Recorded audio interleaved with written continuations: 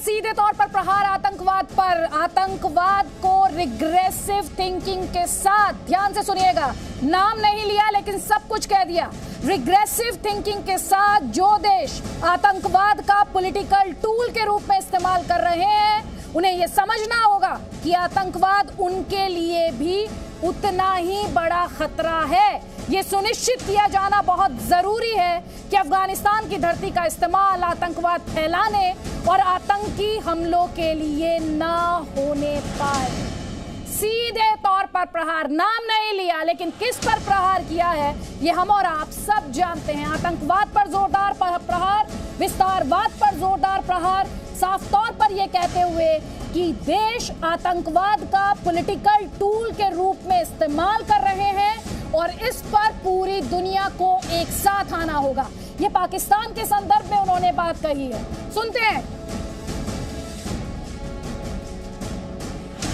अध्यक्ष जी, दूसरी ओर regressive thinking के साथ जो देश आतंकवाद का पॉलिटिकल टूल के रूप में इस्तेमाल कर रहे हैं, उन्हें ये समझना होगा कि आतंकवाद उनके लिए भी उतना ही बड़ा खतरा है।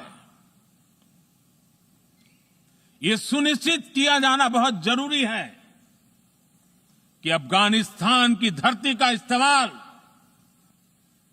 आतंकवाद फैलाने और आतंकी हमलों के लिए न हो। हमें इस बात के लिए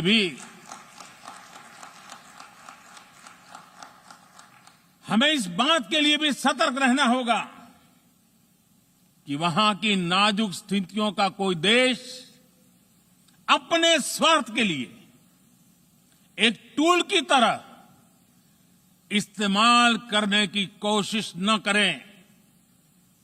इस समय अफगानिस्तान की जनता को, वहां की महिलाओं और बच्चों को, वहां की माइनॉरिटीज को मदद की जरूरत है और इसमें हमें अपना दायित्व निभाना ही होगा। हमें अपनी आने वाली पीढ़ियों को जवाब देना है कि जब फैसले लेने का समय था, तब जिन पर विश्व को दिशा देने का दायित्व था, वो क्या कर रहे थे।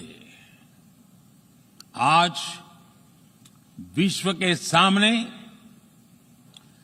रिग्रेसिव थिंकिंग और एक्सट्रीमिज्म का खतरा बढ़ता जा रहा है।